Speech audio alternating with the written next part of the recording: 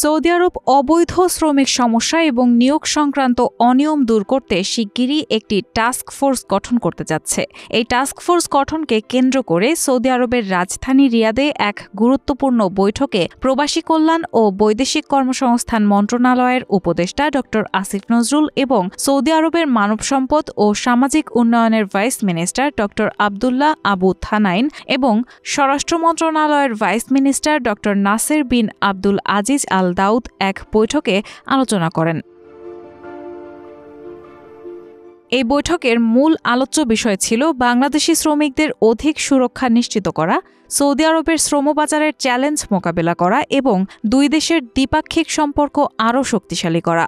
আমাদের যে প্রত্যাশা আছে সবগুলো আইনগত সংস্কার করে যাব। ড আসিফ নজরুল সৌদি সরকারের কাছে বাংলাদেশের ৩ মিলিয়ন কর্মীর আতিথেয়তার জন্য কৃতজ্ঞতা প্রকাশ করেন এবং তাদের দক্ষতা বাড়াতে সৌদি সরকারকে বাংলাদেশে অবস্থিত কারিগরি প্রশিক্ষণ কেন্দ্রগুলো পরিদর্শন করার আহ্বান জানান। সৌদি পক্ষ এ বিষয়ে ইতিবাচক সাড়া দেয় এবং কিছু কেন্দ্রের দক্ষতা স্বীকৃতি দেওয়ার সম্ভাবনা নিয়ে আলোচনা হয়।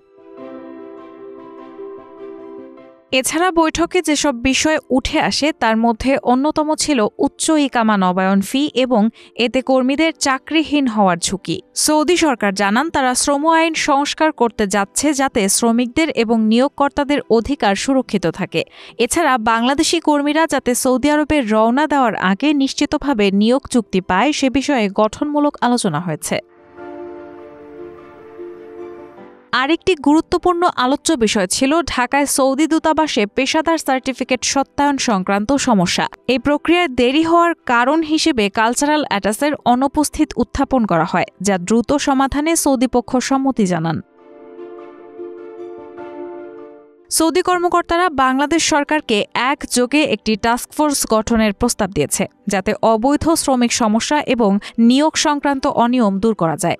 এদিকে বৈঠকে গৃহকর্মী প্রশিক্ষণের মনোন্নয়ন নিয়ে আলোচনাও হয়। বাংলাদেশ সরকার প্রশিক্ষণের সময়কাল কমিয়ে গুণগত মান বৃদ্ধি করার প্রতিশ্রুতি দিয়েছে। ড আসিফ নজরুল সৌদি আরবের মেগা প্রকল্পগুলোর জন্য আরও দক্ষ কর্মী নিয়োগের ব্যাপারে বাংলাদেশ সরকারের আগ্রহ পুনর্ব্যক্ত করেন এবং সৌদি ভাইস মিনিস্টারকে বাংলাদেশ সফরের আমন্ত্রণ জানান। এছাড়া সৌদি আরবের স্বরাষ্ট্র মন্ত্রণালয়ের ভাইস মিনিস্টার ড নাসের বিন আব্দুল আজিজ আল দাউদের সঙ্গে একটি পৃথক বৈঠকে নিরাপত্তা ও অভিবাসন সহযোগিতা জোরদার করার বিষয়ে আলোচনা করেছেন ড আসিফ নজরুল।